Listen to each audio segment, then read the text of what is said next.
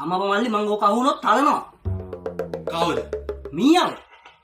අපේ ගෙදර ඉන්නවා දාර පත මීයේ.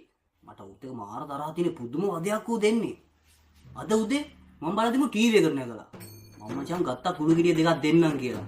ටීවී එක ගාවට ලං වෙද්දිම වටිනාකම වැඩි ඉඳ බං ටීවී එකක් නේ බං. පස්සේ මම අපිට සද්දනකර හිටියා. පස්සේ මූ නැග්ග මචං ෆ්‍රිජ් එකට. මම මචං දෙන්නම්ම කියලා ගියේ. කොහෙද ෆ්‍රිජ් එක ඊට වඩා වටිනවනේ බං. මොනවා කරන්නද? ඊට පස්සේ මචං කොහමරි මේ අපේ නෝනා සෝපයක් උඩ මචං මේ පොතක් බල හිටියේ කොහමරි. මචං මීයා නැග්ග මචං ගෑණිගේ ඔළුවට. අන්න මචං දැන් ගහනවා නම් ගහන්න පුළුවන්. ඒ තමයි අවස්ථාව. වටිනාකම අඩුයිනේ මල්ලි. ගත්ත මල්ලි කුළු ගෙඩිය අතට S2ක් තියාගත්තා. S2 පියාගත්තට පස්සේ කොහොමද හරියට මීයට උදින්න ගහන්නේ? දැන් කවුද මීයට වදින්න ගහන්නේ? ඕකටත් මල්ලි මම S2 පියාගෙන එක හැක් කරලා බැලුවා. බලද්දි මීයා අතර නෑ ගියාන්කෝ. පස්සේ මචං මම පොඩ්ඩක් එහෙම වටපිට බැලුවා. බලද්දි මචං මූ රේඩියෝකට නැගලා.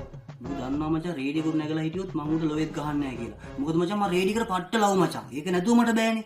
මම මචං පොඩ්ඩක් ඉවසගෙන හිටියා ඉතින් ෂේප් එකේ. මූ මචං ඩාන්ස් කරනවා සීන් එක මම පුළුවන් තරම් ඉවසුවා. මොකද මම රේඩියෝකට පට්ට ලව්. ඒ හින්දා. ඔන්න එතකොටම මල්ලි රේඩියෝකේ සින්දුවක් යනවා. මේ වදේකේ ජීවිතේ කියලා. බලන්න මල්ලි මීයන්ගේ වදයක්ලු ජීවිතේ කියන්නේ. මට මල පැන්න මල්ලි මම දුන්නා කුටුවෙන්ද. මීයට වැදුනා. මීයට වැදුන්නේ නැහැ. හැබැයි මීය බය වුණා. ඊට පස්සේ මීයා දැක්කේවත් නැහැ. අනේ මේ මල්ලි. ඉවන්න මට මේ මොකක් කරේ කියලා දීපන් ඈ. මේක නැතු පට්ට පාළුයි බං. මේක මහ ලොකු කේස් එකක් නෑ. පොඩි කේස් එකක් නෑ. ඔයා කිව්වේ ඒක තියෙන්නේ. පොඩක් බලන්න දීපන් ඈ. හරි? නෑ.